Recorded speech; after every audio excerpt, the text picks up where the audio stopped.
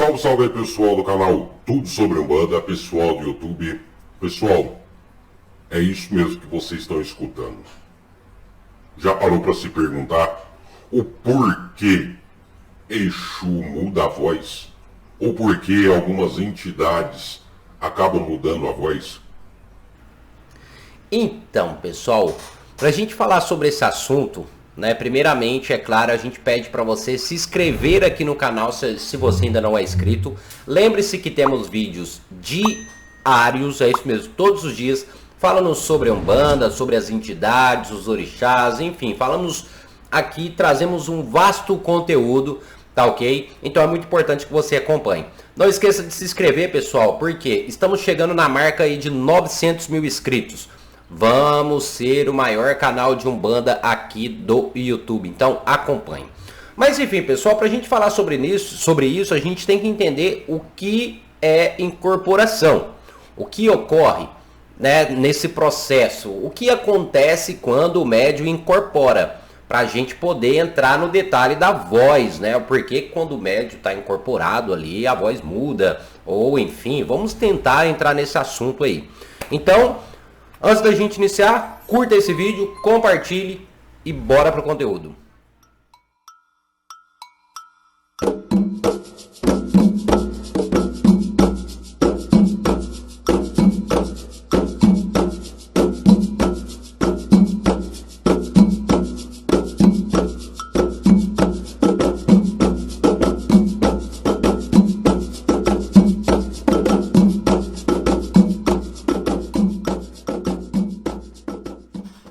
Pois bem, pessoal, você já viu a voz de um Exu mudar, ficar mais grossa?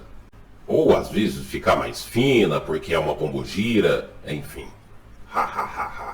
Então, vamos lá, pessoal. Primeiramente, como eu falei para vocês, vamos entender o que é incorporação. O que é incorporação? A incorporação é quando a gente tem um espírito aqui e ele se acopla no corpo físico do médium. Vamos entender isso. Corpo físico do médium. E o corpo físico do médium tem todo ali o seu sistema, né? O sistema físico mesmo. Aqui nós temos o movimento, que são os nervos, os ossos. Temos tudo aqui no corpo físico. Então, o que acontece? A entidade, no momento da incorporação, ela vai se acoplar ali àquele corpo físico e buscar assumir os seus trejeitos. Ou seja, ela vai controlar, né, o corpo físico do médium, tá? Esse praticamente é um resumo da incorporação. Então ela vai assumir os trejeitos ali. Ela, se for um caboclo, ela vai dançar. Se for o Exu, vai colocar as mãos para trás. Se for um preto velho, ele vai curvar, ou seja, ele vai dominar os movimentos físicos, tá, do médium. Então os trejeitos vai ser similar ou igual a uma entidade. Então ela vai se comportar da forma que ela era, a forma que ela se manifesta, né? No caso, isso são os trejeitos, né? A forma que a entidade se comporta. Bacana. Fora esses movimentos que assumir os trejeitos, ou seja, essa dominância física que a entidade tem no momento da incorporação, depois nós temos outras funções do corpo, que no caso seria a visão, a fala e os pensamentos e até mesmo o ouvido, a questão auditiva.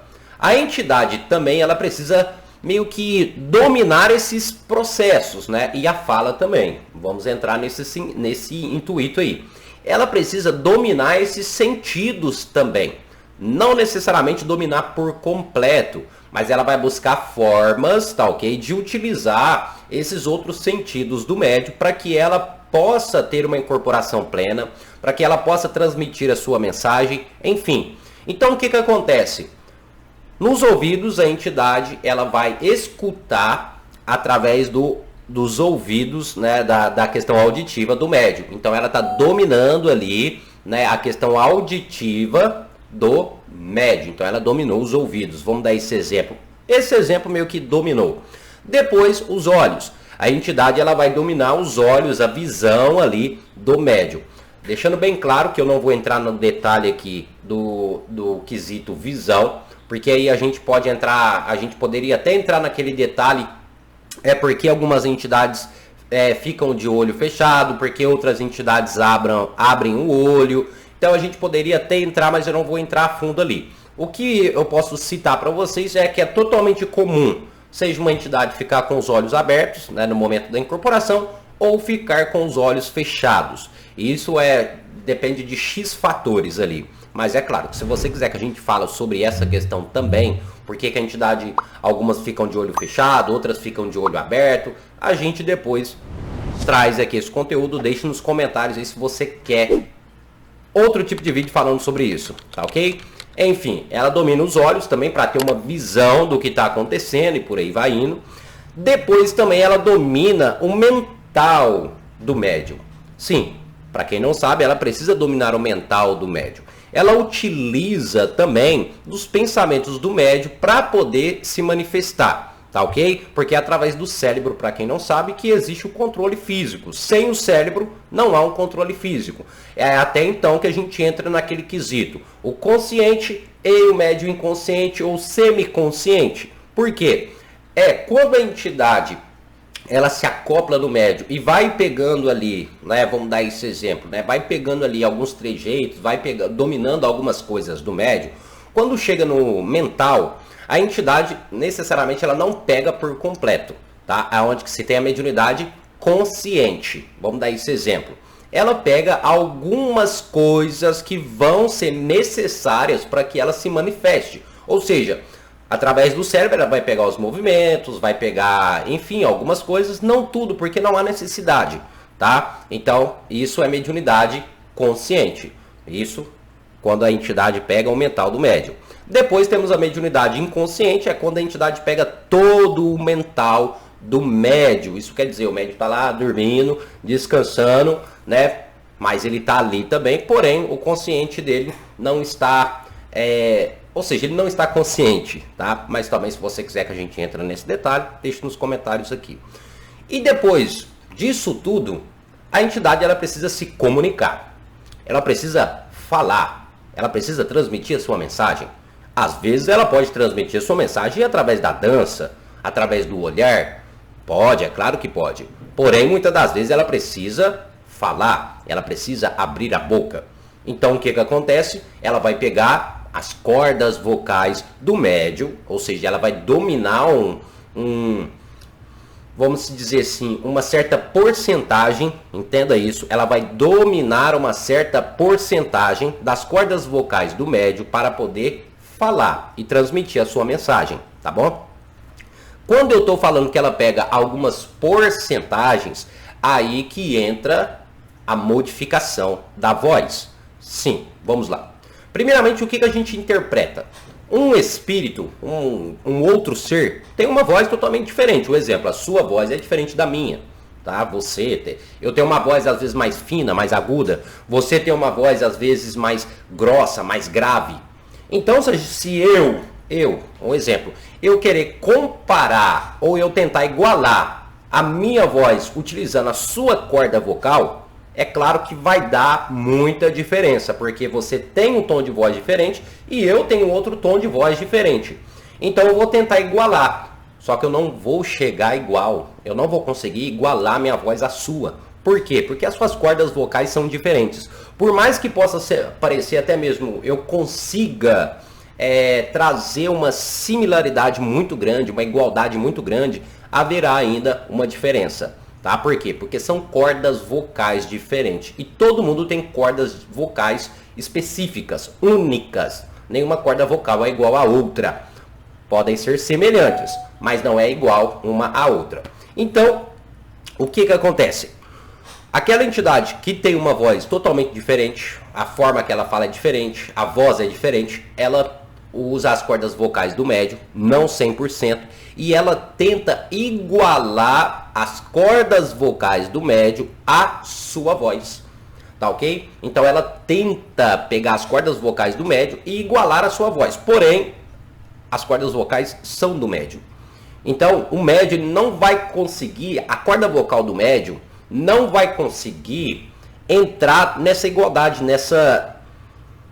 não vai conseguir ser a voz da entidade, porque é uma corda vocal totalmente diferente. Então o que acontece? Quando a entidade ela vai falar, devido a essa diferença, porque cordas vocais são únicas, vamos dar esse exemplo, existe Vamos dizer que é aquele atrito.